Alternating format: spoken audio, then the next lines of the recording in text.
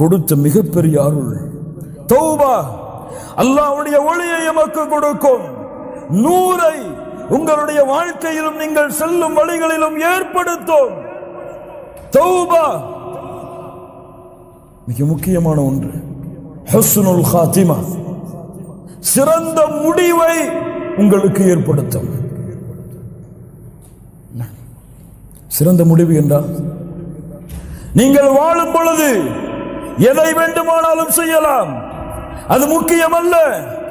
நீங்கள் இறக்கக்கூடிய தருவாய் என்ன செயல்? ஒரு மனிதன் நன்மையின் சொர்க்கத்தின் அமல்களை செய்து கொண்டே இருக்கிறான். அவனுக்கும் சொர்க்கத்தை அடைவதற்கும் ஒரு ஜான், ஒரு முலம். அந்த நன்மையை செய்தால் சொர்க்கத்தை அடைவான். அந்த நேரத்திலே அவனுடைய விதி முந்தி விடுகிறது. நரகத்துடைய அமல்களை செய்கிறான், நரகத்திலே நுழைகிறான். நரகத்துடைய அமல்களை செய்து கொண்டே இருக்கிறான்.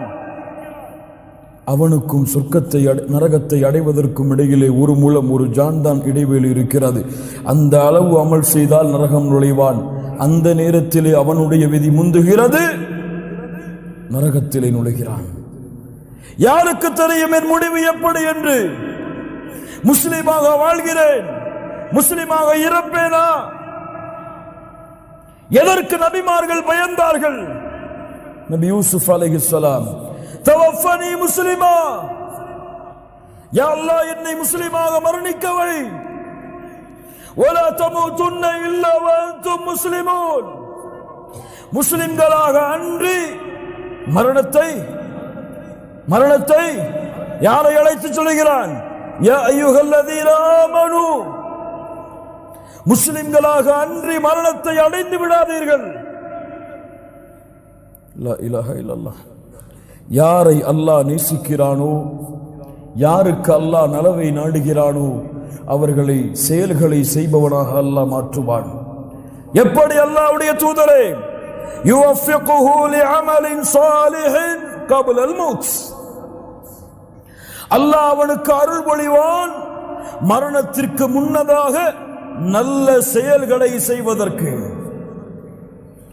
உங்கள் பாவங்கள் மன்னிக்கப்படாமல் நீங்கள் மரணமானால், நீங்கள் எந்த பாவத்தில் மரணத்தீர்களோ அதே பாவத்தோடு தான் மறுமையில் எழுப்பப்படுவீர்கள். சுப்ஹானல்லாஹ். நன்மையில் மரணமானால் நன்மையின் நிலையிலேயே மரணத்திலே எழுப்பப்படுவீர்கள்.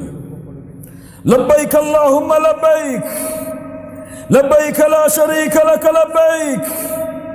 தல்பியாவை ஓதிக்கொண்டு மஹ்ஷர் மைதானத்திலே ஒரு கூட்டம் எழுந்து வரும். யார் அவர்கள்? ஹஜ்ஜிலே மரணமானவர்கள். எந்த முடிவில் மரணமோ அதே முடிவில் தான் நாளை மறுமையிலே எழுப்புதல். அதை கொண்டுதான் தீர்ப்பும் வழங்கப்படும். தௌபா ஏற்றுக்கொள்ளப்படாமல் நீங்கள் மரணமானால் அல்லாஹ் உங்களுடைய பாவங்களை அனைத்தையும் மன்னிக்கும் வரை சொர்க்கம் கிடையாது. சொர்க்கம் கிடையாது. மன்னிப்பு வழங்கப்படாதவர்களுக்கு சொர்க்கம் கிடையாது. ஒன்று அல்லாஹ் மன்னிப்பான், அவனுடைய அருளால் யா அல்லாஹ் அந்த கூட்டத்தில் எங்களுடைய பெயர்களை பதிவு செய். இல்லை, அல்லாஹ் அவர்களை நரகத்திலே நுழைவித்து தண்டித்து அதற்கு பிறகு அல்லாஹ் சொர்க்கத்திலே நுழைப்புவான். எப்படியாவது பாவங்கள் மன்னிக்கப்பட வேண்டும்.